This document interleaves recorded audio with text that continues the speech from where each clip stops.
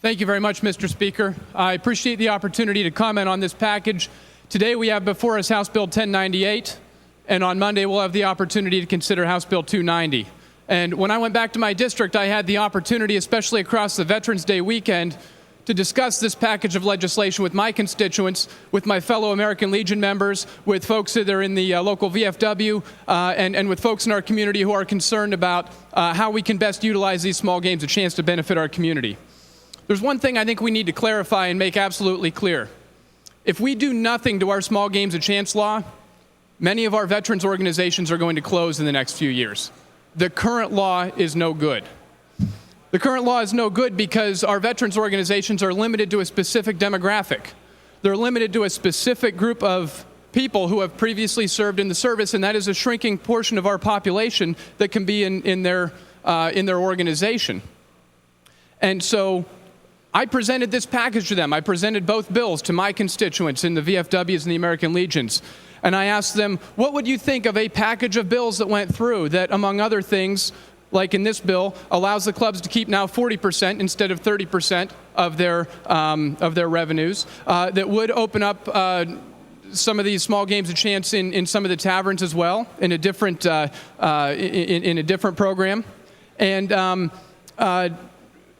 on Monday, when we have the opportunity to look at 290 also, and this is the big thing for the veterans organizations, to actually amend the definition of a public interest purpose to allow the veterans organizations to benefit from the small games a chance that take place in their clubs. And when you look at the package as a whole, there was no question. It wasn't even close. The veterans in my organizations in my hometown clearly said, absolutely, let's get this done, because if we do nothing, we know we're at risk. But if we get this done, go ahead and do 1098, let's do 290, let's get this stuff done, our veterans organizations will be better off. They will have the opportunity to benefit.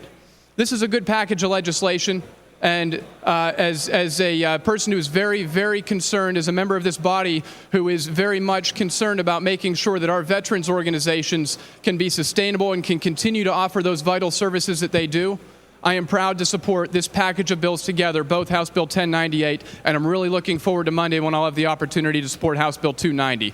I urge an affirmative vote on both bills. Thank you very much. The question is, will the House concur in the amendments inserted by the Senate as amended by the House? On that question, recognize the gentleman from Lancaster County, Mr. Sterla.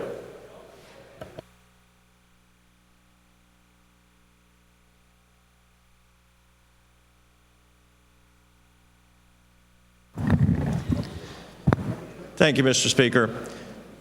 Mr. Speaker, because we've had negotiations on this and we've made some progress, and particularly with some issues that I was concerned with, I intend to vote yes. However, having said that, I understand that there are still a host of issues with this legislation.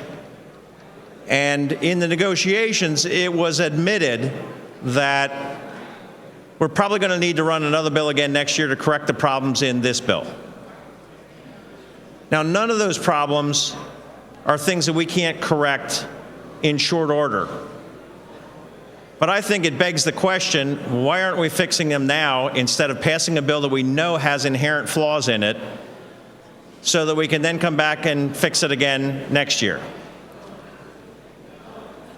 And so, Mr. Speaker, I want to move that we re-refer this bill to the Rules Committee so that perhaps between now and the time we come back on Monday to do 290, we can correct those issues and have this be a bill that, and the reason I'm doing this is because I actually want this thing to pass. Will the gentleman suspend? If you have made that motion, I believe you did, I would prefer to put the motion before us, and then you can debate why it should be